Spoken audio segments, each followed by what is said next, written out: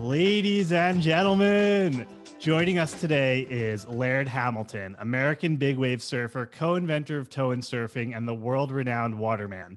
Laird is known as a pioneer of crossover board sports, is considered the primary influence behind many surfing innovations, including stand-up paddleboarding and hydrofoil boarding. Surfer Magazine labeled Laird as the sport's most complete surfer, displaying almost unnerving expertise in a multitude of disciplines, and flat out surfing's biggest, boldest, bravest, and the best big wave surfer in the world today, bar none.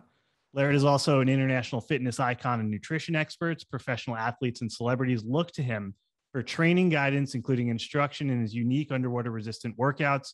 Partnering with his wife, professional volleyball player and TV personality Gabby Reese, Laird created Extreme Performance Training, XPT, a powerful fitness training and lifestyle program. Laird is also a father, a family man. Laird, welcome to the show. I know those are big shoes to fill. I think I got my work. I better leave and go keep working. Yeah, man. Well, you got some bio, and I just want to go all the way back to the beginning because I know you grew up in Hawaii as an outsider, as this white blonde. And I'm just curious if you could start by talking a little bit about what that experience was like and how that shaped you. Well, I think anytime any of us, are different, what they say, different, like just when you're different than the majority of the people wherever you are, right? And it could be different acting, it could be different looking, it could be different looking and acting, it could be a combination of a bunch of things. I think it's, when in your formative years, it can be, it's not fun. Let's just put it that way. It's a little. That process is can be discouraging but when you look back at it, I don't think there's and there's always exceptions, but I think there's a lot of people that in their lives, when they went through these kind of experiences, is that those things shaped them, right? And those things built you and made you who you are, and hopefully you like who you are enough to be glad that happened, even though along the way it's not fun. So, I will say that, not fitting in per se in my where I grew up, it was probably one of the greatest things that could have ever happened to me. And so, that if I look back on it, I can only say that it would have been. I would be a different person, and I would have had a different life had I fit in, had I been, had I just fit in. I think that if I had been, and I think one of the things that probably is the most valuable from that lesson for me personally was to just to not adjust what you're going to do because of acceptance. Like you're not going to do things because you're not going to be accepted, or you're going to be accepted. It was kind of like, no, you just do them because you love them, or you have an intuition, or you have a feeling. You stay true to that.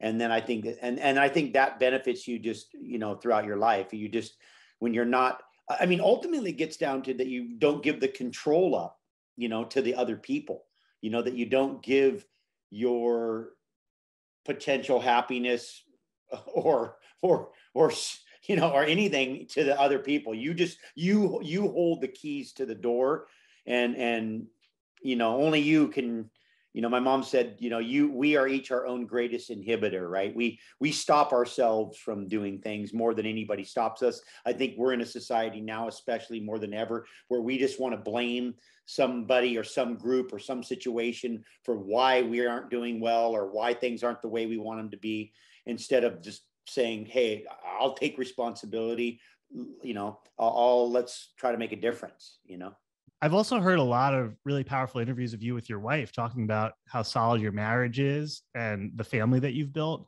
And I'm curious how you went from that experience early on of a lot of people incorrectly telling you maybe you're not enough because you're different, to, I feel like to have a healthy relationship, you have to really love yourself and be like, no, I am good enough, despite all those things that were told to me, Yeah. It's like the opposite. So did you build up a lot of healthy self-esteem through your surfing career before you met Gabby? Did you learn that in the marriage? Well, I think I think my mom was very important in building self-esteem from an early age, that she was a critical component in just me believing in myself. You know, she had a lot of belief in me, and I think that gave me a certain level of strength. I mean, I had a lot of naysayers around, you'll be nothing, and that works too. You know, you can that works as well. I mean, sometimes I'm learning as a parent, you know, and having been a child of a parent, and then now being a parent of a child, I'm learning sometimes that, you know, the best examples are how not to be than how to be. Like, you know, you can say all the things you want and do all the things you want, but at the end, sometimes it's like, you know, how not to be. Like, you look and you see, maybe I'm not going to do that. You know, that doesn't look like it's working out well. You hope you're a parent of how to be and instead of how not to be. But you know, sometimes the lessons, at least for me in my life, sometimes those how not to be lessons had more impact. Now, as far as my relationship with Gabby, you know, I mean, she's an incredible person. You know, I think one thing is I have an incredible amount of respect for Gabby. And so I think that that's critical in a relationship, that you have respect for your partner. And you know, Jordan Peterson has a great line where he says, you know, in a relationship, be right 10,000 times and then tell me how that relationship's going. And so, you know, probably not. So it's not about being right and who's right and I want to be right and all that stuff. I think it's more about, you know, it's more about you're in a journey together, and you're on a mission of living and surviving Earth, and it's hard work. And so, you know, and raising kids and trying to earn a living, and, you know, trying to stay healthy and trying to navigate life. You know, having a partner and somebody you can trust and rely on and that you admire and respect, it's critical. I mean, it's hard enough. It's hard enough when you have somebody on your side than when you're just either doing it solo. I mean, my mom kind of had a solo career pretty much. I mean, she had help along the way, but it was intermittent. And, you know, it's nice having a partner and a, you know, but you have to, each person has to have their own life. You know, you got to have your own life. I think it's you know, I mean, it's like, hey, Gabby, you go get happy and I'll go get happy and we'll come back. And she'll be like, hey, honey, you know, I think you should probably go ride a wave right now. Like, just go and ride some waves and come back. And, you know, and it's not against her, like, per se, you know, she has a really good understanding. Like, it's not against, if I need to go do something for myself, it's not against the family. It's not against her. And she knows she benefits from that. And I think that's something, again, as a good partner, you can see your partner and you hey, you know, you might need to, or, hey, that's good. Or, hey, you might want to hold back on that a little bit. You know, I mean, I think there's, you know, you're sailing a boat, and sometimes it's, you know, sometimes there's victory at sea, and sometimes it's, you know, a nice gentle breeze, and you kind of have to, you know, you have to adapt along the way. But I feel like you have tremendous love and respect for Gabby, and you also know when to set healthy boundaries. And I think it was when you were on Tim Ferriss, when you guys were on together, she told the story of how she was trying to initially control you and put you in a box, which women try to do. And then ultimately, once they're in the box that they want for you, then they don't like you anymore. So I feel like boundaries is super important. And I heard like you have this balance where you said to her one time, hey, babe, I had a mom and she's dead. Yeah. And could you talk about true. that? Yeah. It's true, but it's true. It's true. I mean, I think that, you know, one thing, and I've heard this from multiple people, it's like a woman, you know, when a man and a woman get together, a woman wants to change the man into the man she thinks she wants, and a man wants the woman to stay exactly the way she is, right? Neither of those are going to happen. But, you know, I think that some, you know, I know that you know, the reason why Gabby and I got together in the beginning, and the reason why we both were attracted to each other, was for the things that we need to continue to be, right? And so that initial attraction, you're not going to get, I mean, you grow into deeper love, but you're not going to be more attracted to somebody later in a relationship unless you have some serious changes and they have some serious changes, and you can grow into, and it can be a different kind of attraction, but that initial thing has to be from something that is powerful if it's going to have any chance to survive. the rocky road. And so, you being in I think part of the thing that Gabby was attracted to by me was that I had certain things that, like, hey, I'm on a mission. Like, I love you. This isn't personal, but I got to go out and ride a giant wave, and I got to do these things that I need to paddle across this channel, or I need to, I need to be on the hunt. I need to go and pursue prey, whatever that prey is. And that's what I do. And she was attracted to that, and she liked that. And I think if I lose that, first of all, I lose who I am, but then I'll lose, she'll won't be interested either, coincidentally. And I feel like you've had this fire for wanting to be that hunter and go after it. I have the story from your last movie of eating the soap in front of the teacher. Yeah. Could you tell that? Yeah. I'm curious underneath that, where that came from. Well, there's a certain level of defiance. I think I said a bad word in the class, and the teacher was like, "Hey, I'm gonna wash your mouth out with soap." And I was like, oh, "Excuse me, let me help you. Let me help you out here." And I went and I grabbed a bar of soap, and I just bit off like a chunk of soap and just chewed it and just like ate it. And it was like, and the teacher was like, I guess that's not gonna work, like. And I think I've had a lot of that in my life. I think I've done a lot of that. That's been one of the things that that's been that's connected to that force that I'm driven by, right? That's a piece of that. I guess I love a quote from Thoreau. The disobedience is the true foundation of liberty, and the obedient shall be slaves. I mean, it's like I think there's a certain rebellion and a certain disobedience that you just don't accept the status quo. You just because we've done it this way for 1,000 years doesn't mean it's the best way or the only way. And I think it's connected to that. I think that spirit. Now, there's some negative aspects to that spirit, obviously, but there's some other things bigger in that kind of philosophy where you just don't accept things for just because they're, because we've always done it that way. So that's why we're doing it. It's like, yeah, I'm not good with that. Like, I'm not okay with that. Or we're going to, if you don't do this, that's going to happen to you. I'm like, okay, well, let's roll. Let me, I'll deal with the consequences because I'm going to keep doing this. I just, that, like I said, a little bit of that defiant. That's what's led me into innovation. I think innovations, connected me to innovation. It's connected me to a lot of incredible, opportunities and experiences in my life. I think I did, half the things I've done and been able to enjoy and experience that make my life feel kind of fulfilled and feel, again, a personal feeling of accomplishment comes from the, hey, you can't do that, or you won't be able to, when I was a little kid, I had a guy tell me one time, hey boy, you can't eat your surfboard, you can't, like, meaning like I was just surfing and I was into surfing and I just surfed every day. And he's like, hey, you can't eat that thing. Like, you're going to have to, settle down and get work. a job.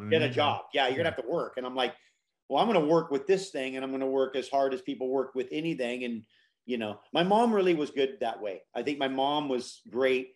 She used to say, I don't care what you do.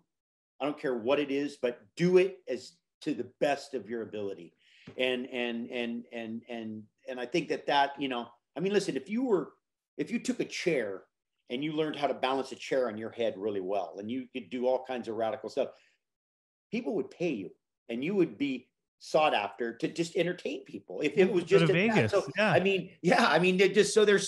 Again, don't ever underestimate the thing, but don't ever overestimate don't overestimate the thing, but don't underestimate what it takes. Yeah. It's still going to take the effort. It's still going to take the work. There's no way around that part. We're not saying, hey, don't do anything and it'll all be good. Like, no, you're going to have to work. This is the environment that we live in.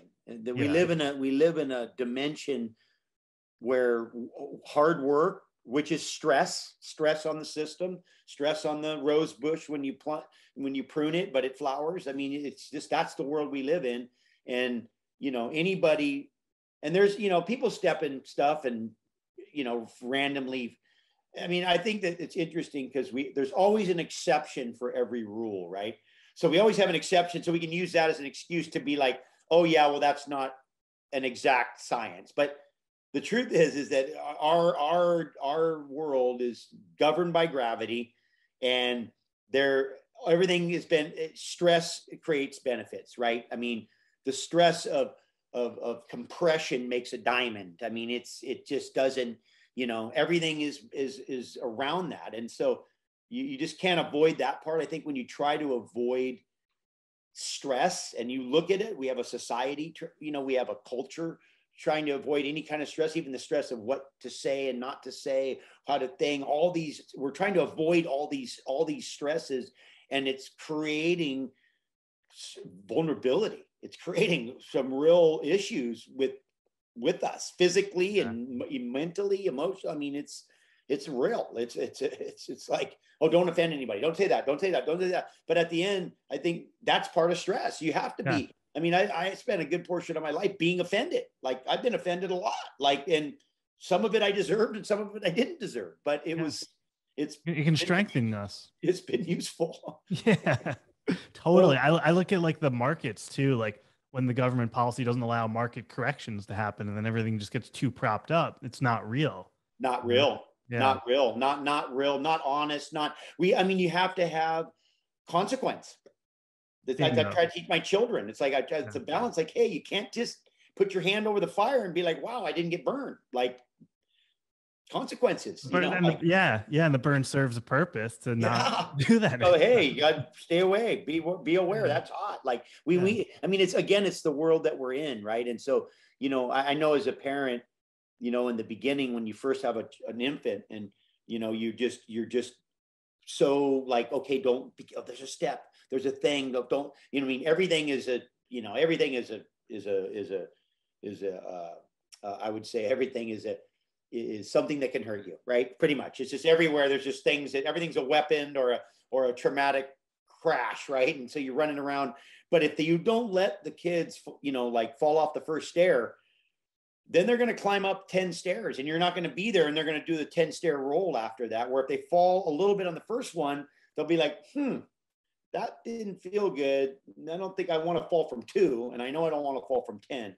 And so that's how we, again, that's a little bit of the nature of the way our system has been developed. Like I mean, the ocean teaches you that. Like if you take a pounding, and the ocean, it's not personal. It's not like any kind of vindictive thing. It's just you're just there, and it does it, and you have to deal with it.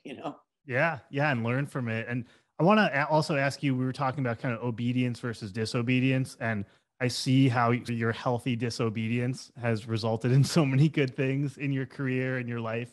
But was there ever a time where you were like, this is too much, I gotta obey better? Oh, I mean, listen, I mean, we live in society, we live in a world, society. We have policemen and lawyers, and and we have people misbehaving all the time. And caveman style would be like, you get your club and you go good, and you're like, okay, or you get clubbed, or you'd club, and we don't live in that world, right? We're not in the time of the we're not in the Knights of the Round Table. There's a lot of, and so there's a lot of times that you have to restrain yourself. There's a lot of restraint that goes into being a dad. There's a lot of restraint that goes into being in a relationship. There's a lot of restraint that goes into living in society. I mean, this is all restraint. Everywhere is restraint, right? And so, I mean, I think there's an abundance of that. There's no shortage of times that you have to be obedient, right? Where we got plenty of that. We're covered. It's more like, how can I constructively be disobedient, right? How can I do it constructively and in places that I'm allowed to? And, I mean, that's why we have sports. Like we have games like football, so guys can just, run into each other and club each other. And I mean, maybe you get a penalty and you have to go back 10 yards or something. But I mean, we have these venues for us to express some of these more kind of primal energies that we have, that have been what allowed us to survive as well. and allowed us to accomplish, allowed us success. I mean, without these kind of things, we would have never hiked to the top of the mountain. We would have never sailed across the ocean. We would have never gone to the moon. We would never have done any of the things we've done. So I think that there's a, those are essential pieces. We've lost some of that. I think we're in a state, in a time when that's become less respected, maybe less appreciated. It's almost like, oh no, that's primitive. Like, that's like, you can't do that. So I think there's some of that going on that probably isn't really healthy for anybody actually, but we won't see that until we go through the process of having full implementation of the restraint of every kind of aspect of defiance, and and then you see, and we're seeing it right now. We're seeing some of it right now, but listen, I think I spent a good portion of my life being obedient, and I mean, these are a time to be obedient. I've been able to I've had the fortune to kind of be obedient on my own terms. And I think that's something that's been really a blessing and a luxury for me, that I really understand, that I've had that fortune to be able to kind of choose my own way. I chose kind of my own route in my career. The irony is, that you do some things in your life that, now we laughed the other day because, somebody said, oh, it was so amazing. You helped those people, and you did this thing, and, and you did all these, and they were, and you were, all of a sudden you were being complimented for doing what I would consider normal and what you're supposed to do. And now you're getting complimented for that. And I found that kind of amazing. Like, well, now to be rebellious or to be defiant is almost to just do the right thing. Do the right thing and be honest. Be honest, do the right thing, help people, just do what you're supposed to do. That's amazing. That's incredible. I mean, and you're like, wow, that's strange that you're getting complimented for just doing what you're supposed to do. But in my like, either being polite or treating people respectfully, or whatever. Anyway, it's an interesting process that it almost comes back around, where defiance just starts to become the status, like what you're supposed to do. Quo. Yeah. It's like, oh my God, this guy. I'm just doing what I'm supposed to do. I'm curious, because I mean, looking at your life, the family, your marriage, your career, your surfing, what would you say are one or two things that you're really grateful for that were totally unexpected, that shifted the trajectory of your life? Like, something just happened out of your control by fate, grace, God, and you're like, oh my God, look how things. Well, Gabby would be one. Yeah. I mean, Gabby would be one of those. I mean, listen, that my mom took me to Hawaii as a child, and that I grew up in Hawaii, that I was able to have the fortune to kind of be adopted by Hawaiians, and, got brought in to a culture that gave me an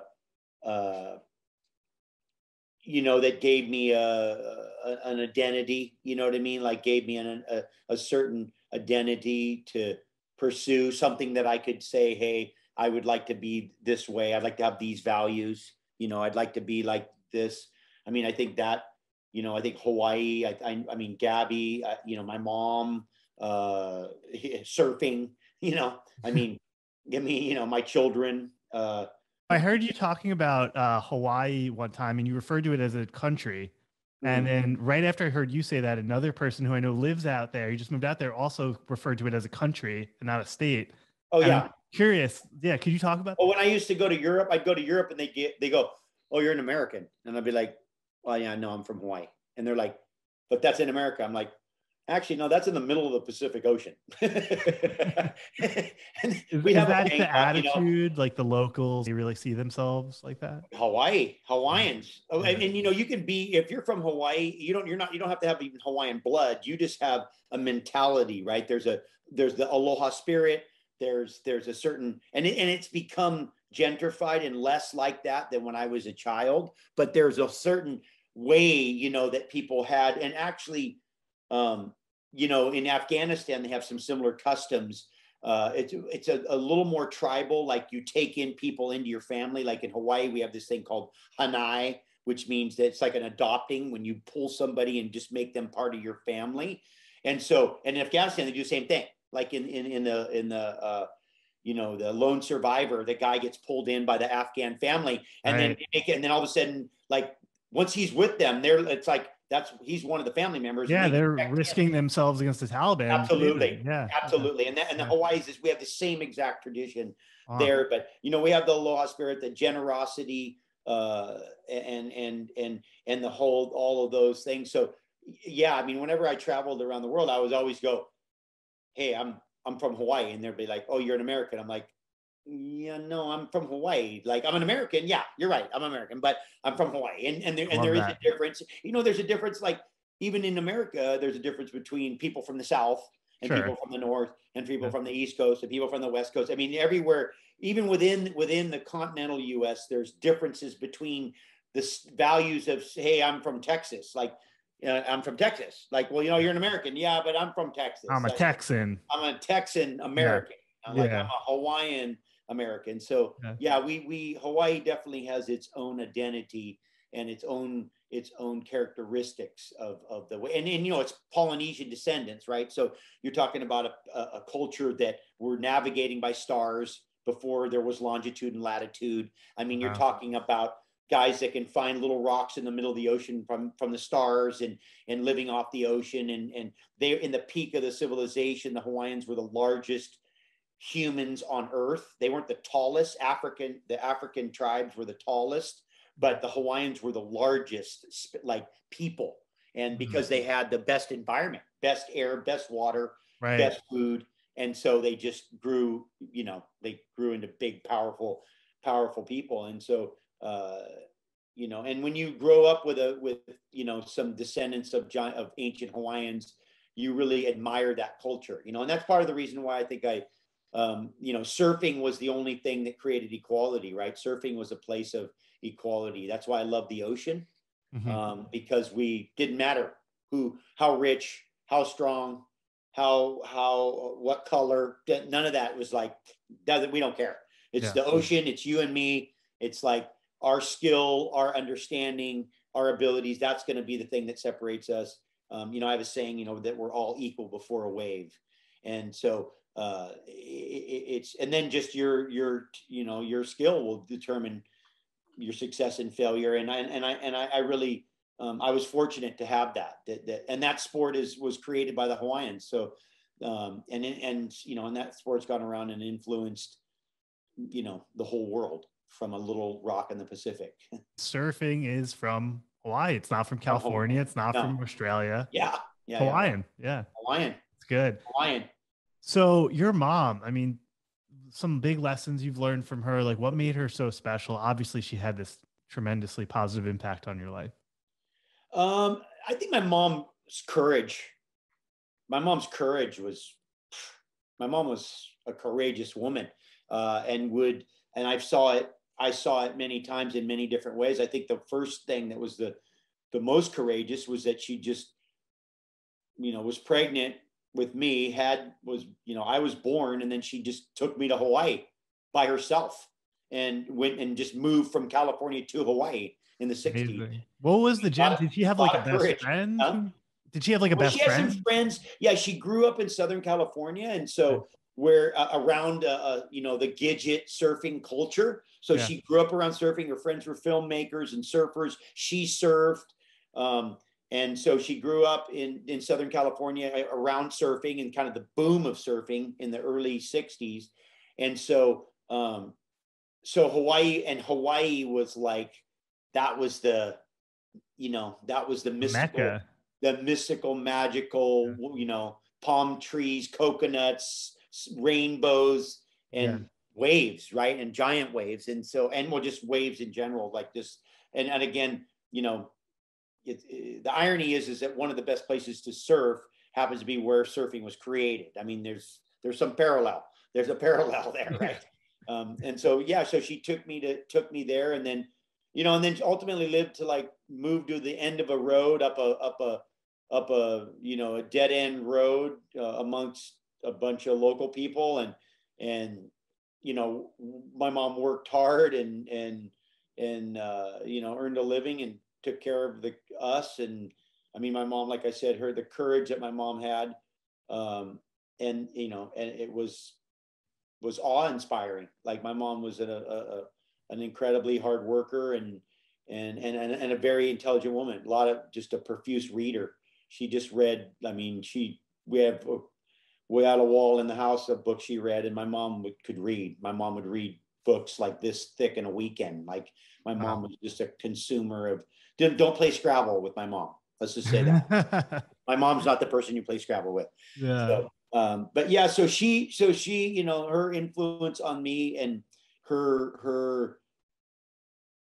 she read me a lot of books when I was very young, and just absorbed. She read me, the most recent movie, Dune. She read me Dune probably multiple times. Jonathan Livingston Seagull, all the trilogy of the Lord of the Rings. I mean, my mom read me a lot of books as a young. Probably why I didn't learn how to read quickly when I was young, because my mom she read to me. I'm like, why do I need to read? Mom reads to you. So, but that had a huge effect on my kind of imagination and just my whole, I think, I mean, that was a contributing factor to her belief in us, her children, her son. She had a lot of belief in us, but it was always about how you were and not what you did. I have a saying about Hawaii. Hawaii's an interesting place. We don't care who you are, we care how you are, right? You can come there. We don't care who you are. You can be you can be the Prince of Arabia. We don't care, but how are you? Are you polite? Are you respectful? Do you have, those were the things that were important. And so, and that was my mom. My mom she could care who you were. She didn't care who you were. She cared how you were. Like, how are you as a person? Are you generous? Are you loving? Are you caring? Are you empathetic? Like, what are your values? Those were the important things that my mom raised me with, but also too, that culturally that was connected to the culture there too. Did you have a relationship with her parents at all? And if not, what was their story? Can you track these qualities in her back? Well, my grandma drove across the country with just her two children. I think she had a falling out with her husband, or I don't know what it was. It was kind of back to a single mom with kids. And my grandmother was mean. But she was also, I mean, part of her, maybe because it was hard too. It was hard. And so I think life sometimes can make you hardened. When I think it's different at different times and different places. I think, being a single mom in one place or in one time is a lot different than being in a single mom in another place in another time. And those are two different things. You can say, hey, single mom. And you could be like, but those are two really different experiences. And so I think during my grandmother's time, but my grandma was a tough lady. Like, my grandma was tough. And I think that was part of what made my mom the way she was, like, I think my grandmother's toughness made my mom more loving, a lot more empathetic, or had a lot more sympathy and a lot more tolerance, And so I think some of that happens too, right? Sometimes we get, as the generations go, we get less and less of one way or more and more of another way. So It just depends on where part of the arc it's on. If you're at the pinnacle of the arc of, of sweet, then you might get a little sour. And if you're at the pinnacle of the article of sour, you might get a little sweet. It's just, I think that's kind of how biologically things work, again, it's because at a certain point, and when you get to so far, there's nowhere else to go. And I think we're always trying to be different. I look at my children, they're like, they just want to be different than us, right? I think we all, no matter what, you want to be different than your parents, even though you don't always get to be different, but you want to be, and initially, like, right. Hey, if you look at really strict parents, the kids are wild. You look at really wild parents, the kids are all square and real straight, and like, yep. It just, it's just part of the ebb and the flow. Totally, the pendulum, yeah, the yang. That's part of what keeps everything in balance. And just have radical parents, and then even more radical kids, and then even more radical. That'd be a debacle. That would right. Yeah. I believe there's this big need for more integrated masculine men, leaders, family men, people like you. You had a stepfather and there was a relationship there, but also like more so how you developed into the integrated man that you are without these male role models, because I feel like a lot of people just say, oh, I didn't have a dad, so I'm just going to be this. Well, I had men I looked up to. I had a stepdad. Obviously, I had a stepdad. I had a real dad who I didn't really know, who I found when I was 20 something. I tracked him down and went and had breakfast. Just wanted to meet him and see what he looked like, kind of thing. Kind of just answer that question. I had a question like, hey, who is this guy? Why did he never come and, send a card or try to, and in relationships, you never know. I mean, I learned, it's funny when you're young, we have a saying, quick, hurry up and hire your children while they still know everything. Because, when you're young, you always have absolutes, and I never would, and this, and everything's real black and white, right? And then as we go along, it gets less black and white, and pretty soon you realize it's just all gray, right? So it's like, but then, my stepdad and I. And when you met your dad, was there like, a desire from either side to connect again, or it was like one time? Yeah, maybe a little bit, but not. I mean, I think more on his side, out of maybe that he had some guilt involved, connected to it. Less on my side, because I was like, we don't really have anything in common. That because what you realize, at least from my experience personally, was there's some you can create obligation, right? We can have this kind of we create obligation, like, oh, that's your blood and your dad, and you have all this, but this is a social construct, right? But in the real nature, you just have experiences, and so you have memories, you have things you've done together. That's why adoption is so powerful, because if I get you when you're a baby and I raise you as mine, you're mine. Yeah, you're mine. It doesn't matter what I look like and you look like, and you could be a dog and I could be a horse, but at the end, we're going to have this thing that we're connected, because we connect from, and you're going to have similarities, genetic similarities and traits that you're connected to, but without memories, it's kind of, it's a shallow relationship. You have deeper ones with friends that you have more time with. And so I'm kind of bad that way. I'm pretty honest, like I'm not going to pretend like something's not what it is. It's either it is or it's not. And so I just didn't have a chemistry with him. And I was just like, okay, I'm cool. Like, cool. And I communicated a couple more times with him, but I just didn't, it wasn't like I had this desire to have this intimate relationship with him. Yeah. Which I've had intimate relationships with men that I respected over my life, that I admired some of the male traits that they had. There was things about it, maybe not one that was all inclusive, maybe not one guy that had every single thing that I respected, right? But there's loyalty, there's honor, there's compassion. I mean, there's things, there's these traits that you admire in men and in women, just in people in general. But when you're looking at, as a male, looking at another male, and you're like, hey, yeah, that guy's, that's a man. And like, not because you're big and tough, but because you have these things that, that are admirable. And you know what, you could be big and tough, and that could be the thing that you're admirable for, but then you'd be like, yeah, but you're this part of your life sucks, and that thing's this, and you're unhappy, and all these, because you don't have a certain balance, right? You don't have a certain amount of there's a great quote that said, to be heroic, you have to have compassion. So it's impossible to be heroic without being compassionate. And so if someone does not have compassion, if there's a male doesn't have empathy or compassion, I think it's impossible to truly be masculine. I just don't think you can fully blossom to your potential without being compassionate. You just can't.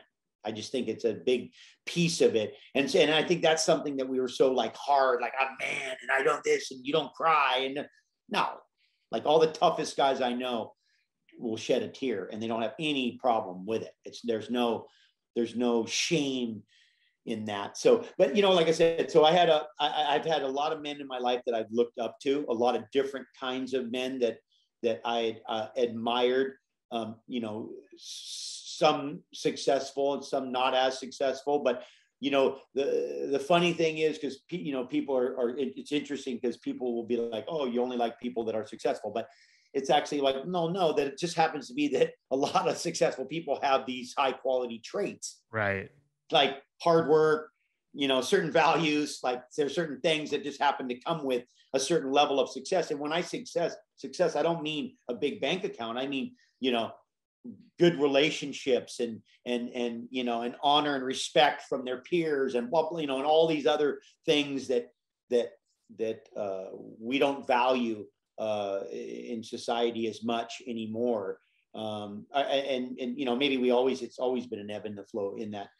But yeah, so my stepdad, he was a little bit more like an older brother. The truth is that it was more like our relationship initially he was my hero. And because I didn't have a dad, and I was just like, what would my dad look like? And then he looked exactly like my dad looked like. I thought my dad would be like, my dad would be this guy. And, and he was a great surfer and a man, a manly man, like a man, like he was a dude, like he'd brawl and you'd be like, okay, he didn't, he would, and so I had and then the dynamic, because of our age difference and because he was young and, taking on a family was a big responsibility. I think there was some heavy stress on him as well that I understand better now. I think it's hard to be a young father. I think being a young father is one of the most challenging things that any male can do. I mean, I think being a young mother is equally challenging, if not more, but being a young father is difficult, right? Well, your mom was like late 20s and he was like 18 or 19. Yeah. So just want to say that. Well, early 20s, and or mid 20s, and he was younger than my mom, and so he was like an older brother, and so we had the friction of that too. So we had a friction, especially as I got older. Then we started to get the rub. We started to get the rub of that you'd have with a son if you were a man anyway, that there's a certain male and male rub that you're going to have, part of biology. Like, so you leave the house and go out and make your own house, it's part of what we do. You got to have a little bit of friction. I mean, that seems to be more common than not. And not everybody has it. It's like, I see guys that don't have the friction and I'm like, cool. That's interesting thing. But I see a lot more people with the friction, especially when we become hormonal, when males become, we start kind of getting our testosterone and we start returning little men. Turning into men, yeah. Challenge. Like, let's 2 bulls in the field. Let's bang horns. Yeah. And so I think that was, and I was, I would say I was probably more than difficult as because of that attitude that we talked about earlier, hard to parent me. Like, you're probably going to have to, whoop me. You're going to have to whoop me. You're going to have to whoop me because you're not going to negotiate with me, and you're not going to manipulate me. And now you're going to have to physically get me and make me, fear you probably. So I had some of that. I definitely feared him. Feared him. I was probably more scared of him than I was of anybody or anything. Yeah. As painful as that was, both emotionally and physically, to experience that, do you, like, looking back, wish that he would have been softer, or do you feel like that almost shaped you in some ways? The truth is, I don't think that that it could have been different.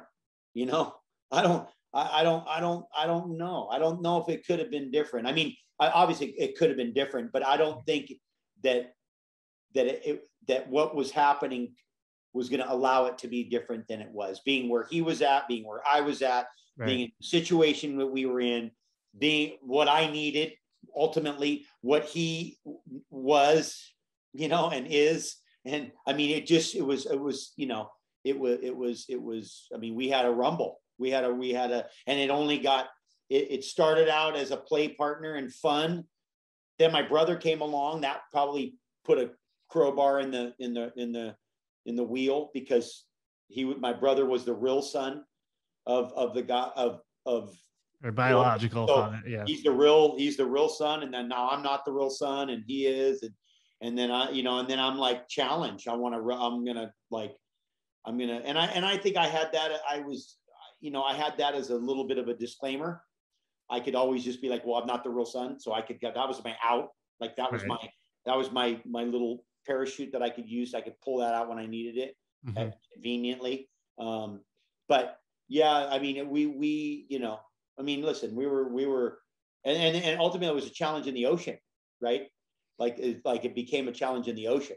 Like that was the thing, was like, I'm going to outsurf you. And he's like, you're never going to outsurf me in your life. And I'm going to outsurf you.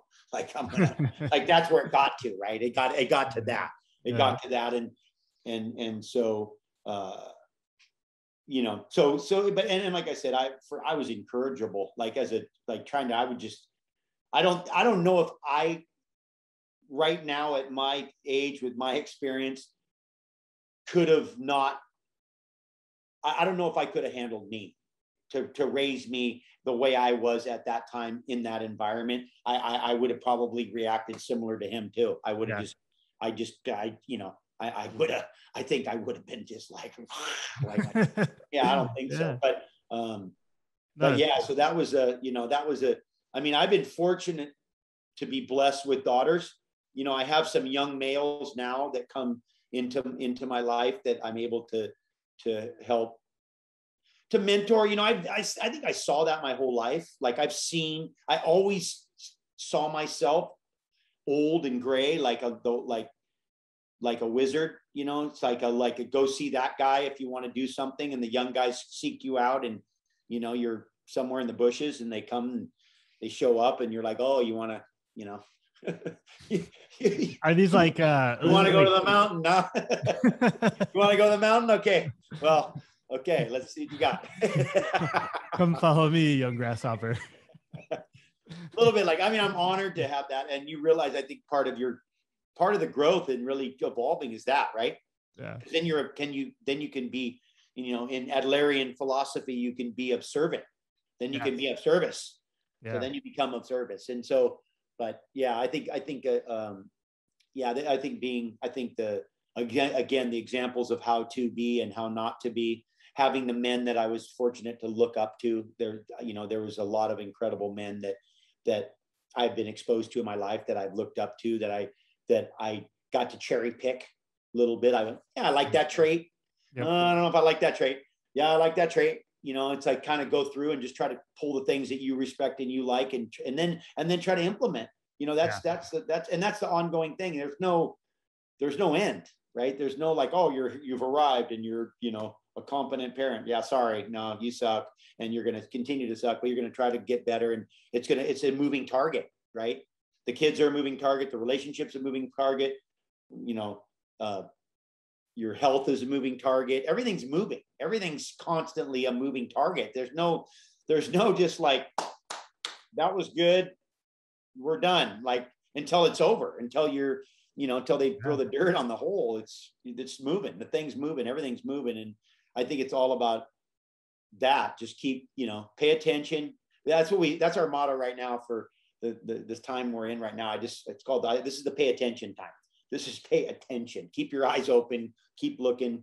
Be aware. It's always like that, right? With the family and the relationship, it's like, hey, when Gabby says something, just understand what she's saying, not what she's saying. Like, what does she mean? Like, what does she mean when she says that? Not what she said. I heard what she said, but what she meant and but again, that's because you got to pay attention. You can't just, You can't take it at face value. You can't take it word for word. yeah. Well, you just don't get complacent, right? Yeah. I mean, in the ocean, you don't do that. You can't do that in a relationship.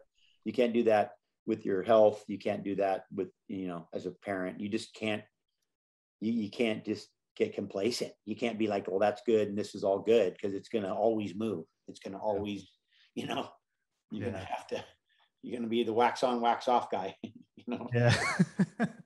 So, we were talking about your mom, and then you mentioned some of the other things that you're most grateful for, Gabby obviously being one of them. Can you talk about when she first came to interview you and what you thought of her initially, your initial judgments of her when you first met versus the evolution of that relationship? Well, I'm like, okay, great. I got this, hot dingy girl, right? Like, I'm like here, like, cause I don't know. And I'm like, and it's like coming to host a show, and I'm like, oh, here we go. I'm going to just, it's like, and I think again, more, and when you're younger, you're just a lot more critical, right? So at that time, my criticism to the media in general was just harsh, because I had been kind of an outcast even within surfing, right? So even within surfing, I've never was accepted within the industry itself. I had to kind of just be on the side and hammer my own way. And then I got acceptance of some of the achievements, but I wasn't like being nurtured by the industry. It wasn't like, hey, you're the chosen one and we really are behind you. It was like, yeah, right. No, he's over there doing something and we don't even know what that is, kind of thing. And so my criticism, when Gabby came along in that interview, I always told somebody it was love at first conversation, that it was after the interview and the conversation that we had, I was like, this is a very intelligent woman. And my mom was a smart lady. So I was smart lady savvy. Like I don't care, somebody's like, oh, she's so beautiful. I'm like, yeah, no, that's not going to work. I'm not going to, that's it. I'm going to have to, where this is, yeah, I don't, and I wasn't even in a position to even be remotely interested anyway. I was in a relationship at the time and had a young child, and that was a disaster that I was dealing with. And I was just trying to ride giant surf. And I was like, so not even remotely looking when lightning struck. It was like a bolt of lightning came and just, speared me. And it was like, I'd like to say that it was, some orchestrated plan. And I was very calculated, but not even close. It was just like a bolo punch from the side, just caught me, and I was over. It was the end story, end game. Yeah. And do you feel like, and so the spoiler alert is a week later, you guys are living together, right? Yeah. Well, that was the only way it was going to happen. That was the only way it was going to happen. That we weren't going to be able to be together if there wasn't that kind of a move. It was just that was the power of that meeting, that connection, it was like plugging in, a circuit that was this what it was. It was just that, I'm there, you're here, we're together.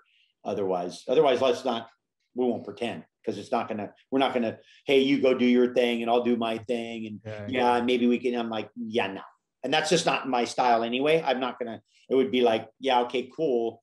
Then it's over. Like it's not gonna work. So I wasn't gonna just pretend, I wasn't gonna play relationship. What was going to happen? So would you extract a takeaway for listeners of like, when something and you felt that intuition, just go all in? I think it depends on who you are.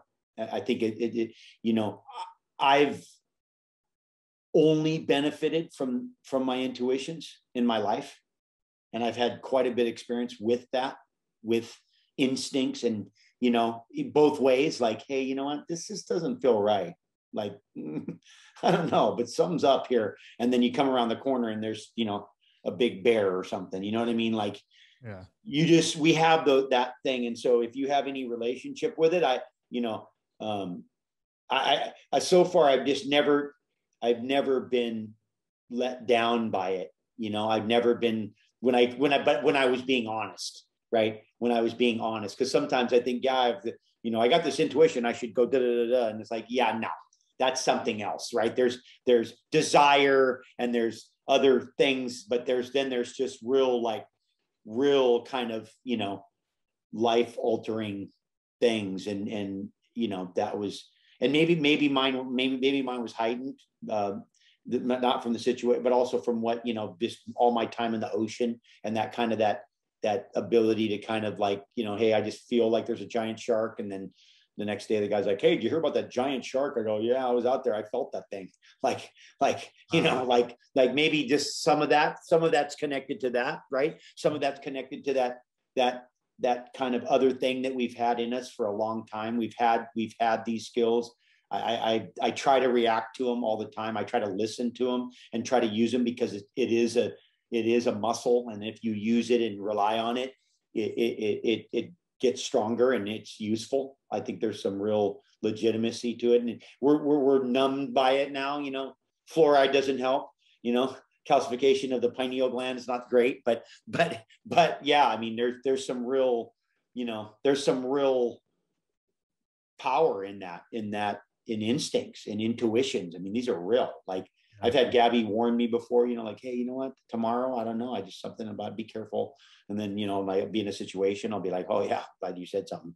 So there's real stuff there. And I would say probably one of the greatest things that that's happened in my life is the result of it. So that's proof right there. Yeah. For me personally, yeah. I wouldn't tell anybody like, hey, just because you get an intuition and you're like, hey, I got this intuition, I should buy that new car. I'm like, yeah, no, that's not what I'm talking about. Yeah.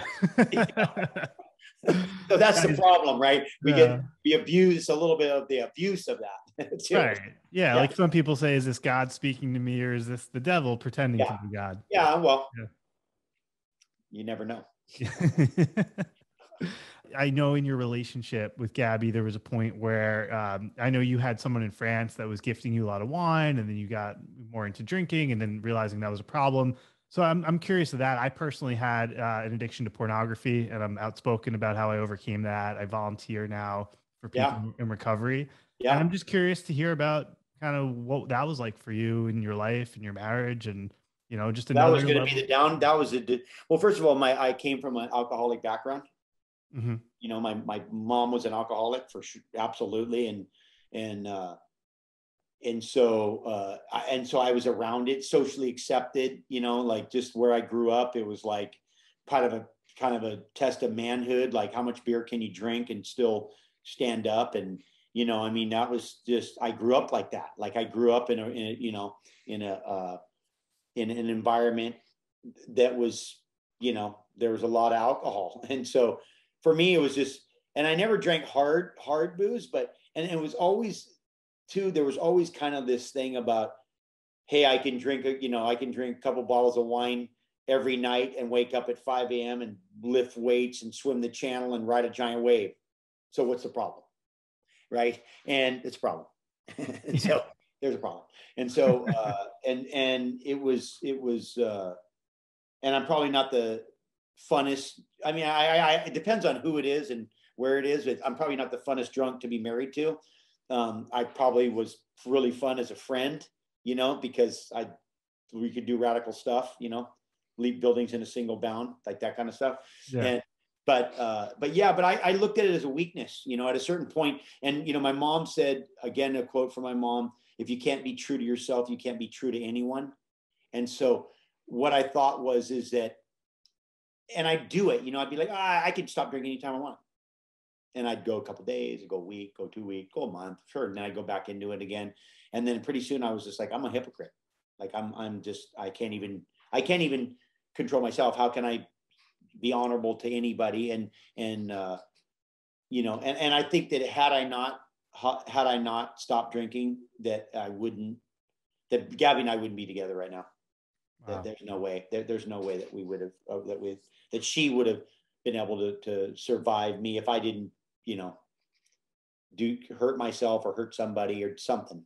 It just was, there was nothing good coming out of it. And at a certain point, all arrows were pointed to like, hey, let's see what you got. And so I just stopped one day. I just said that was it. And that was the last time I ever touched anything. And I haven't drank in like 14 years. Wow. That was really going to be one of my biggest questions was that how did you just stopped? I did that. How did I do that? Yeah. Like, I mean, I did for it. me, it was like, but I did it. Yeah. But you know why? You know why? Because I really wanted to. Yeah. I didn't not want to and say I wanted to, or I didn't kind of not want to. I got to a point because I had stopped before and done it and been like, you're just, you're full of it. You're not able to actually follow through with your thing. And so I was like, let's just see what I got. Like, let's see if I can actually do what I say. Let's see if I can do what I say. And so that was where I got to that point where I'm like, you know what? If I don't, I'm going to regret this the rest of my life. Yeah. And I don't want to have that. I don't want to regret that. And I love my family. I love my children. I want to surf until I don't want to surf, not until because I can't for some reason, because I did something stupid or because I have just all the, like I said, all the arrows pointed to it. And it was like, I look at it like a challenge. For me, it was like, okay, challenge. This is your big wave. This is the giant wave that you want to ride, that you've been waiting your whole life and training your whole life to ride it, do it. Let's see you ride it. So, and then, and I'd have, in the beginning, it was tricky. Like I just replaced the wine bottle with the Pellegrino bottle. And then every time I want to drink, I just drank Pellegrino. And I just had bottles of Pellegrino and I would just, okay. And then pretty soon it was like, and then I'd have dreams about I drank something and I wake up in like a cold sweat and all pissed and be like, oh, it was a dream. Okay, cool. I didn't break my thing. And then pretty soon, then I realized ultimately that it was really a sugar addiction, right? And I realized that really it was just a sugar addiction. It was the highest level of sugar and that I've been trained from a child with Captain Crunch and then sweet drinks and soda and then I evolved all the way to alcohol, and alcohol was the king sugar thing, because one of the things that happened was I had a wicked sweet tooth when I stopped drinking, like crazy sweet tooth. And I'm like, no wonder they have donuts at AA or whatever. You know what I mean? Like that was the thing. Like I go, no wonder the guys got paid, because you just had a wicked sweet tooth. And I never had a sweet tooth. Like I was pretty disciplined about. And then, so then I had a little bit of like, okay, sweet tooth, and then wean myself off of the sugar stuff and turn that into, a different, I just affected my diet. I've always been exposed to really incredible food being in Hawaii, just because of all the cultures and because we grew up fishing and farming. And so our culturally, we have a lot of stuff from the land, like fish and taro and, breadfruit, just all the stuff that we had. So we understood the power of food. And so now, like, I'm going on whatever 12, 13, 14 years. I don't even know how many years, and I have no interest at all. In fact, I'm amazed that I had interest like I did. I'm so glad to be, awake, be awake. I think that's a big piece of it. And it's weird too, because there's a lot of guilt associated with it that drives you. And then all of a sudden you don't have the guilt anymore. So you don't feel like, hey, I don't need to wake up at 5 a.m. and lift a bunch of weights to make up for the fact that I'm doing this other thing. So then you kind of got to go, okay, well, how do I got to keep myself waking up at 5 to keep doing that? Because I want that part. But that part, some of that was coming with this whole other piece that was this guilt thing that I was trying to make up for it. Right. By doing these other things. So I was running around doing like some of your work ethic drop because, initially? Absolutely. Yeah. Because you're like, hey, I don't feel guilty about this other thing. So I don't need to try to make up for it. Right. Right. And then you're like, oh yeah, no, you do. You need to be in shape and you got to be ready to ride giant surf. And then you realize that it's that you need to do it for sanity, like all of the eating right and sleeping and all the stuff in all the nurturing of the temple. Yeah. All the nurturing of the temple is really designed ultimately to make it so you can have a better quality life. Like, you can have, your emotions are better, your decisions are better, your performance is better, your just everything's better. So that's what then you get motivated from that. But it's you know, and I've experienced that. I've experienced a shift in how to become motivated. Like one of the things I went through at one point was, you know, I thought, well, if I just ride if I'm the best at riding giant waves, that's going to take care of everything. Right. That's my mentality. And so then I did it. And then I was like, all of a sudden didn't take care of anything. And I was like, oh my gosh, I'm back here again. So then I have to go from, you know, and until then I was using frustration, right?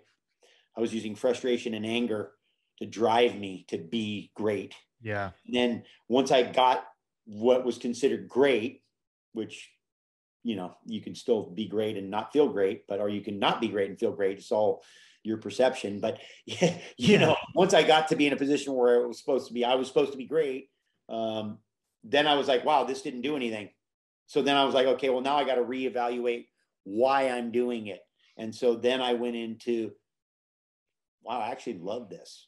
I love to surf. I love the ocean. I love to be in the ocean. I'm so thankful for surfing. Let's do it for that. And so then that just changed everything. And then I, you know, and that made a big, there was another big, that was a shift again in motivation, right? Another big shift in motivation where you're coming from one emotion, you know, are you either using anger or fear or guilt or one of these other things? And we're going into, okay, now we got to be motivated from contentment. Like, you know, let's be content and be motivated from contentment. That's hard. That's not easy because contentment doesn't have a lot of push in it, you know? Right.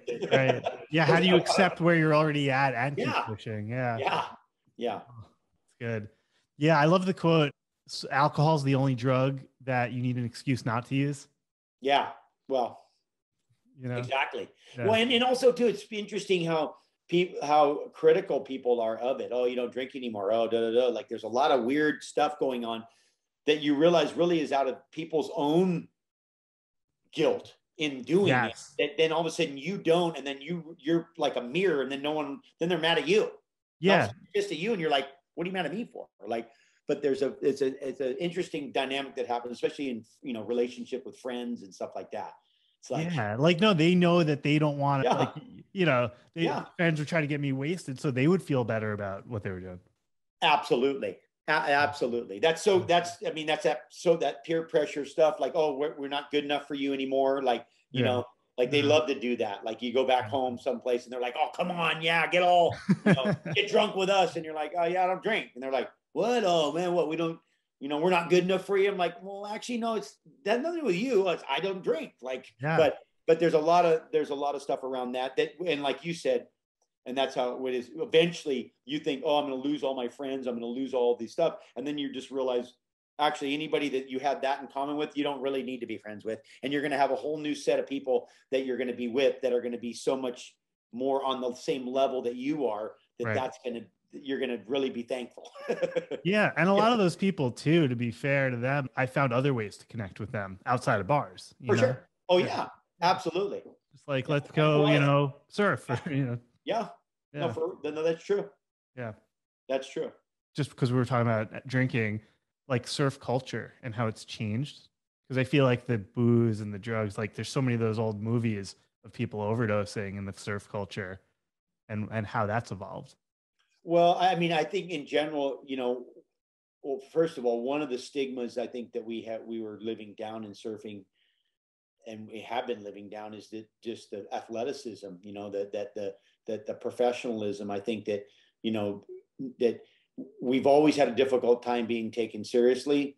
Part of it because the movies always depict, you know, the surfers as, you know, not the most intelligent guys. And then also combined with, you know, you're at the beach with girls in bikinis, and somehow, how can that just be a serious sport? Like, where's all the dirt, sweat, and grunt and grind? And so, you know, I think that there's a certain level of that. I think the partying around surfing was also connected to enjoyment, that there's been a certain level that surfing is a very enjoyable act.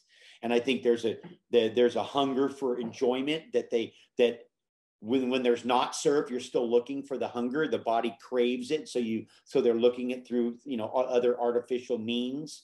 The fact is that now we just, the performances and the level of the surfing in general, you got to be in shape. I mean, we're riding bigger waves than we've ever ridden. We're putting ourselves in more risk than we've ever. The athleticism within surfing is at a level that you're not going to do it unless you train, right? And so there's that evolution within it as well.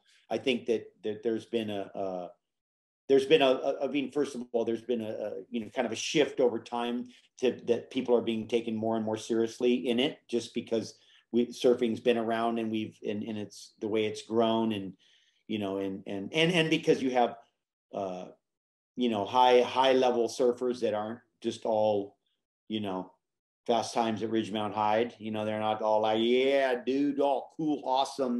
There's I think we've lost a lot of that. You got a lot of guys that are dead serious and highly talented, and so the kids are looking up to them. They're not all drugged out and stupid, and so they're looking at these guys, and they're going to emulate them, right? They're going to if you're looking up to Kelly Slater or John Flores or any of the high level world champ Brazilians and just all these guys, I mean, you're going to see they're dead serious and they're professional and they train. And so all the kids that are looking are doing that too. So I think that's a big piece of it. I think I think that there's a you think any of that like really competitive nature to it, it almost feels like the Olympics in some ways takes out any of the fun from those people? I know it's obviously up to them what they want to do. I mean, I'm from the complete other side of the spectrum, right? So I'm from the more of the creative side, right? So I'm more of the artistic side of it. Yeah. Even though I focused on giant wave riding because I felt that was the apex. I felt like everything below giant is just it's like you go watch skiing, right? And you got Super G, right? And you got Super G, and the guys go from the top of the mountain to the bottom as fast as they can, and everything else for me, every time you're slowing down, then you can do maneuvers, and it just changes the whole thing. But the apex, the apex is Formula One. The apex is highest speeds, biggest waves. I mean, this is where I look at, this is what I in my perception of what my interest was that I just looked at that as like, you're the king of that. You're the king of the hill. Like that's just your thing. That's where it all. And then we have all these other, then you have a bunch of other different aspects. You got freestyle, and you got, giant slalom and regular slalom, and you got all these other disciplines, but the king of it for me and my thing, but it's still about self-expression, right? So it's art. And so this is the way. And when you have competition, that's a different thing. That's man against guy. That's guy against guy. That's a format. And there's a certain level of, there's a certain restraint in that doesn't allow you to have the freedom to just do it how you want, when you want. You just can't, because if you do, you won't have success. So you'll have success in a competitive framework when you participate in a way that will make you succeed, which means that there's a framework. There's a certain things that judges are looking at and say ways to score, and the guys that are winning surf this way, and there's a similar thing. And I think it does hold back a little bit the freestyle. I mean, one of the reasons why surfing evolves like it does, because we have both sides. So we got the Harlem Globetrotters on the one side, and then we have the NBA, and they're both influencing. And so all of a sudden maneuvers from the Harlem Globetrotters shift over and get in the NBA, and then they start working and they're functional. And so we have that kind of unique dynamic in surfing that a lot of sports don't have. And we have the freedom to kind of, it's dance, it's music, it's food, there's the creativity and the uniqueness and individuality is open. It's just open. There's really no wrong way, right? I mean, you can get some bad critics from the, grit and grind group that want to talk smack, you know, Yeah. give you a hard time. Well, that's not surfing, and this is surfing, and people trying to tell you what surfing is, and you're Well, like, that well, was a big thing, right? When you were doing your big wave stuff, and people were saying, "Well, if you're getting pulled in on a jet ski, it doesn't count," right? yeah. Which you know, which at the end of the day, it's like, again, it's your own, how you want to do it, the way you want to do it. Somehow it Right. doesn't count, but now all the giant biggest waves in the world, everybody's being towed into, and I can tow you into a giant wave at Chopu or at Nazare or at Mavericks or at Jaws, and just because you got towed in isn't, it's not a guaranteed you're going to make it, because you Not see even the guys don't even close. make it. So there's Yeah. still about the riding and the performance. And Yeah. and again, I think that I mean, I experience a lot of that, right? In my thing, I experience a lot of, well, that's not even surfing if you're doing it this way. And well, then it's like, well, hey, if you're not riding this kind of board, it's not surfing. If you're not wearing this color wetsuit, it's not Yeah. surfing. Where does it Your end? hairdo's Yeah. not like this. Where does it end? Like, Yeah. where does that end Exactly. when it's not surfing? That's the whole thing about surfing. It's just the act of riding the energy of a wave. You know, I mean, body surfing, boogie boarding, knee boarding, stand up paddle, prone, long board. I mean, just go down foiling. I mean, go down the list. It's Right. like, these are just tools. It's like saying painting with your hands, not painting. Well, no, Yeah. it's painting. It's still painting. I'm painting with my hand. I'm painting with a brush. I'm painting with a stick. I'm painting with it's painting. It's like, well, you paint how you want to. But so I think there is a restraint. There is a certain restraint that happens when we try to box it up, right? We want to box it and put parameters and say, well, this is what it is. So you're that, and this is what it is. Brian Keaulana is a great, he's like a Hawaiian king. He has a great quote. He said, "Don't define me by my equipment. Mm. Don't define me by my equipment." I always love that quote, because I'm like, yeah, don't define me by my equipment. Like, I'm a carpenter. Sometimes I use a saw. Sometimes I use a hammer. I got a square. I got a pencil. I got a drill. I got all kinds of stuff. I use different things at different times for different purposes. And, that's the beautiful thing about surfing, and doesn't make any one any more or any less than another one. I mean, I have my own personal preferences and my own approach to things. I mean, I also did a discipline within surfing that really benefited me because of my size and because of the way I surfed and what I wanted to do. And I was fortunate that I could, like, all of a sudden be like, well, I'll just create this thing that I'm going to be good at. Perfect. It's like, awesome. Like, when do you get to do that? For me, I go, that's a free world, right? That's freedom. That's true freedom. When you can do it. You can create a scenario that is suited for you. Yes. Beautiful. How beautiful is that? That's great. Like, That's one of the things I love about you, man. Like, and I know Tim Ferriss, you went on his show. Yeah. When I read 4 Hour Work Week when I was living in New York City doing the Wall Street thing. And I Yeah. was like, oh my God, I want to be like a coach and a podcaster and travel. And Yeah. everyone had Wall Street was like, no, Brad, you can't, you shouldn't. And I Yeah. was like, well, I'm going to. So like, Yeah. whatever. Have a nice, but that's the point. I think we want to hold each other back. And it's back to, we talk about quitting alcohol, quitting Alcohol. pornography, Yeah. just quitting, like having that discipline. Yeah. Like, that always intimidates people, because then they're like, well, what am I doing? Yeah.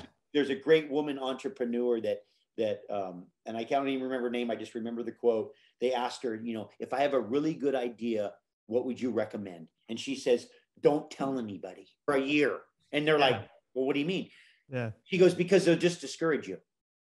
They'll just, Yeah. they're just going to discourage you. So when you have a really good idea, don't tell anybody, because they're going to be like, that's stupid. Why would you do that? That's lame. That doesn't make sense. I mean, they're just going to, because they will, because ultimately, because I think it's a human thing, like, keep them down, everybody down, because then I don't want to have to, if you have a good idea and then you're going to do things, then what about my idea that I have? And then I have to, but then I might fail. Nobody wants to fail. So if we don't start, we don't fail. So let's just keep it right there. So I think it's an interesting thing that we do to each other, but ultimately it's to ourselves. I think we are really scared of failing. And I think that once you get over that, like, you don't care about failing or looking bad in front of people. And then you set yourself free. Then you're just like, you're free and you get to fly. And it's and every little piece that you give to the other people, is a chain on you at the end. And pretty soon you're just going to be chained down and you're not going to move. And I think it's, and I think that happens to a lot of people. I think, and it's not their fault. It's just the way we are to each other and to ourselves. Like I said, my mom always said, we are each our own greatest inhibitors. We hold ourselves back, and it comes from fear. It comes from the fear of failure, the fear of social acceptance, the fear of, the fear of just being wrong. I mean, all just go down the list, Yeah. And I feel like I'm talking to the perfect guy in the world right now about fear, because you're just like like a guy about fear. Like, you're going after these 50, 100+ foot waves. Like, do you feel like you don't have fear? Do you feel like you have reliance on a higher power? Like, where's that? I mean, I think, listen, I think there's a combination of a few things. I think that when, I always say there's these three main things happening when people are doing something somewhat dangerous. And there's usually, there's ignorance, there's denial, and then there's just, you're operating within your skill level and your understanding. And then there's just a combination of both of those, maybe a little bit of skill, a lot of ignorance, a little bit of denial, maybe a lot of denial, maybe a little bit of ignorance, and, fair amount of skill. I think those three things seem to exist pretty well. And, I mean, you got to have some faith always. I think you don't go into any situation not believing.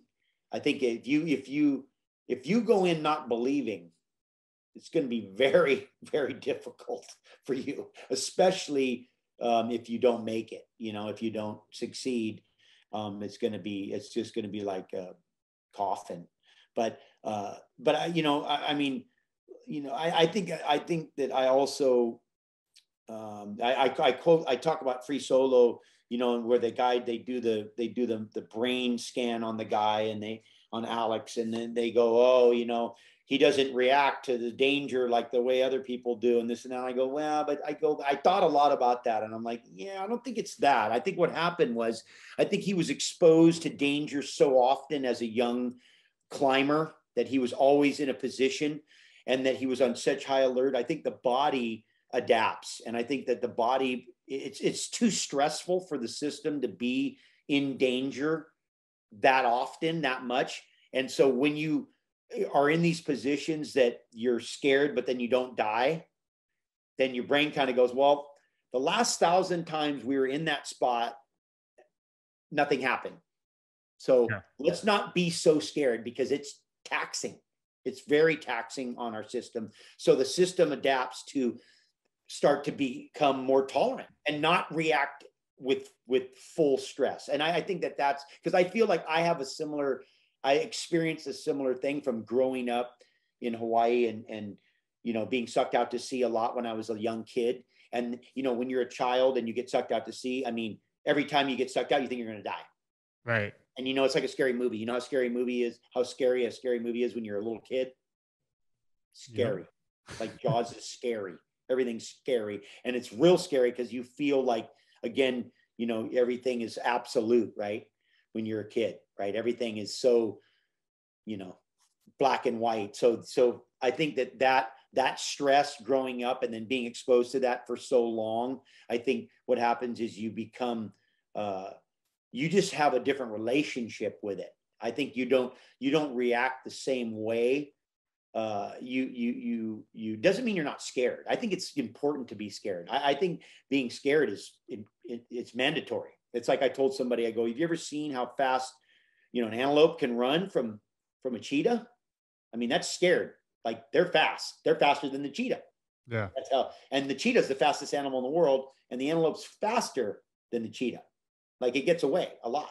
And so I go, that's scared. That's fear driving the antelope and creating the speed and the energy. And so I think being scared is important. I think how you harness it and what you do with it, that separates people. Obviously, it separates us from each other. But when you have a relationship with it and you use it as, you get some incredible superpowers. I mean, moms lift up cars to get their kids out. Yeah. I mean, yeah. But no, Yeah. I was just gonna say though, I think like in my personal experience of when you do something that you're like, oh, I could never do this, and then you do it, and then you keep challenging yourself in similar and even more pressing situations, the fear lessens because your body is adapting, your nervous system is realizing, okay, you did this and you didn't die and it wasn't so bad. And I mean, was that the case for you? Like your first big wave versus Yeah. like now, it just kind of became more, Yeah. I yeah, mean, your only danger is complacency. So the only danger, and that's something that you never want. You never want to become complacent. Um, I know I can give you a list of the complacent guys that have burrowed in, whether they were complacent in base jumping or free right. or I'm whatever it was, invincible. whatever it was, you just become a little too comfortable and Yeah. you drop your guard. Don't drop your guard. Always be, like my daughter says, always be ready. She sneaks up behind me and hits me when I'm not looking. And like, I'm like, and she's like, always be ready. So there's something about that. Right. And also just respect, right. Respecting, listen, if it's a giant wave, if it's a giant mountain, if it's nature, like and nature in its glory, respect, Yeah.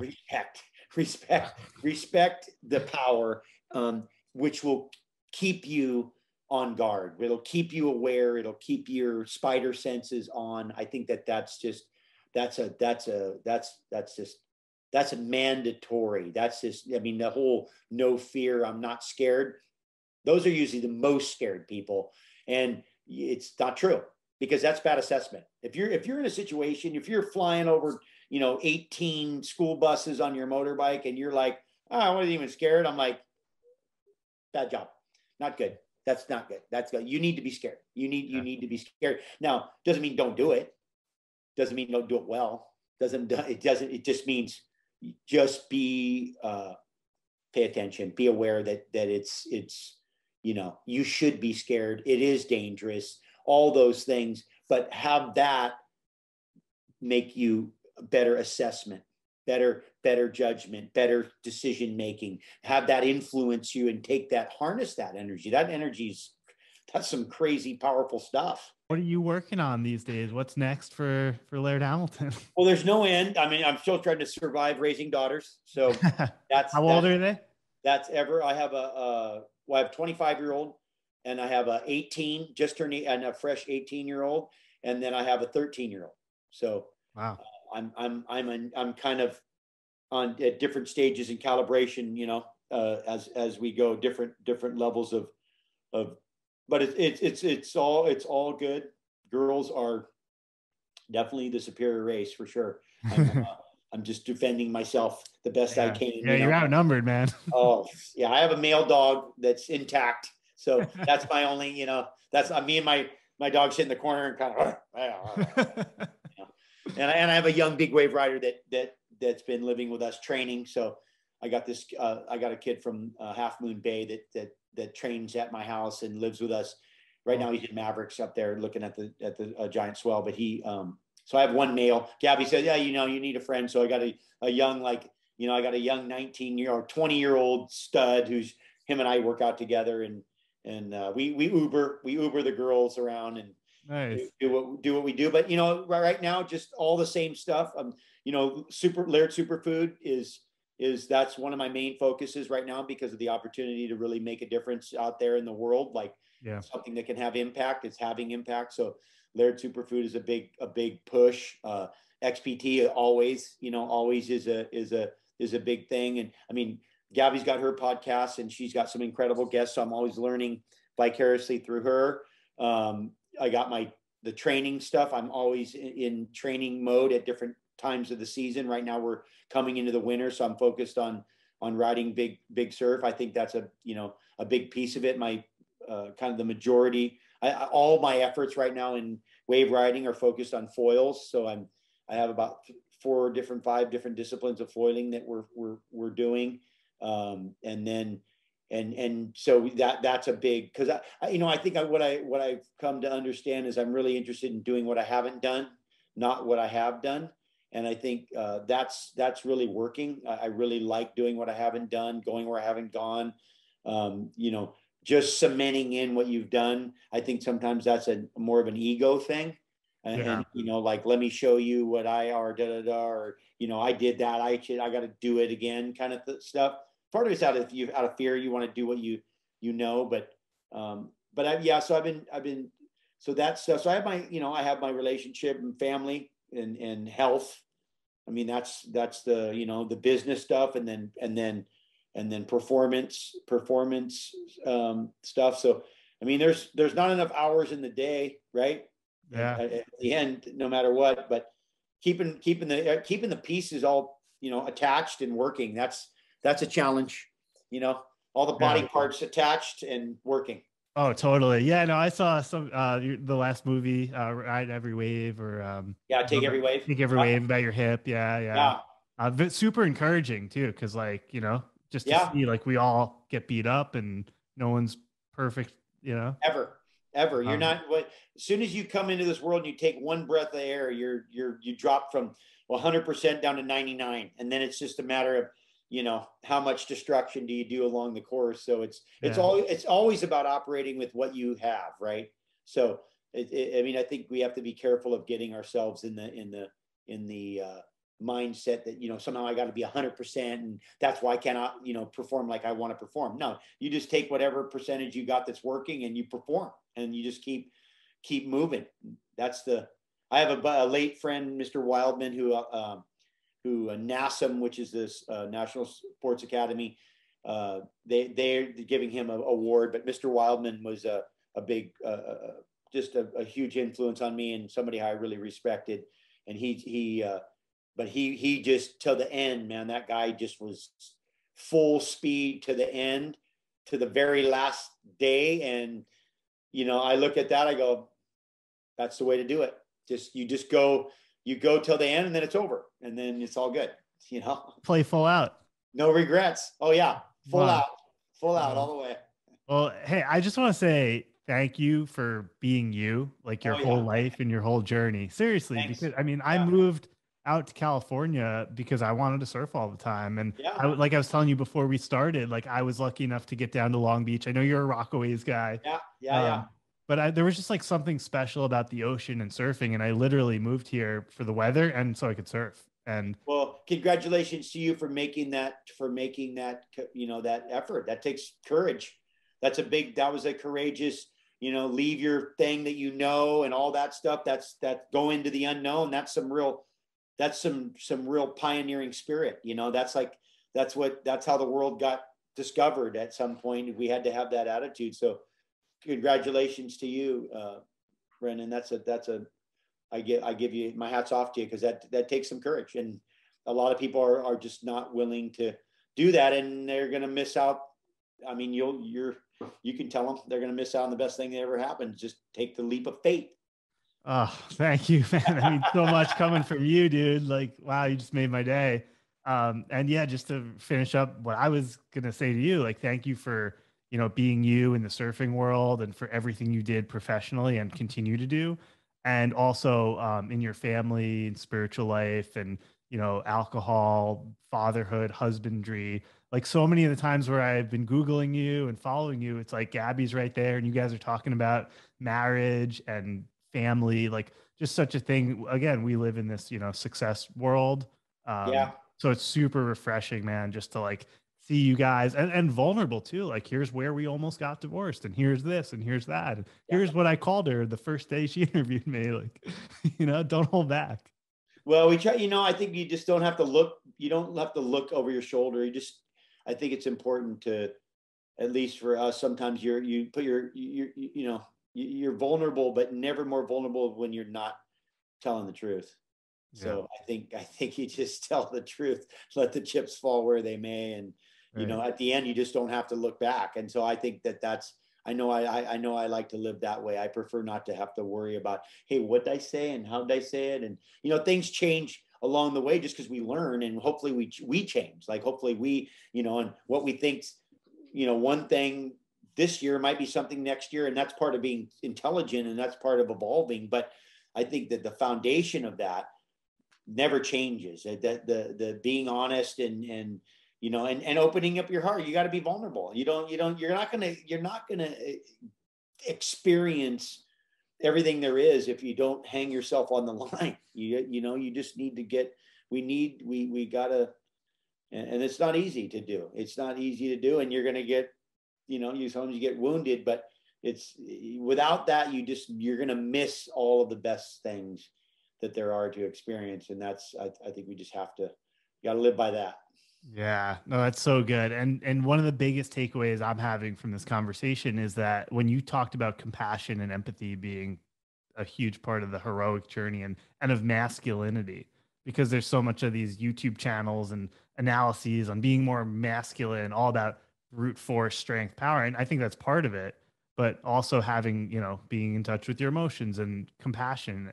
Like, yeah, it's a whole thing. Yeah. For sure. Yeah. No, it's yeah, because at the end of the day, you need that checks and balances, right? We need that yin and the yang. We need that checks and balances to keep us on task, because otherwise we're going to let our ego get in the way.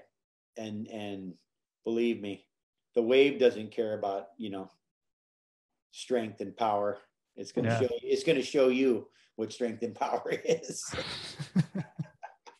Oh man, I've been there already, not to your level, but I've been tossed. Well, it's all relative. It's all relative. It's all relative. Yeah, yeah.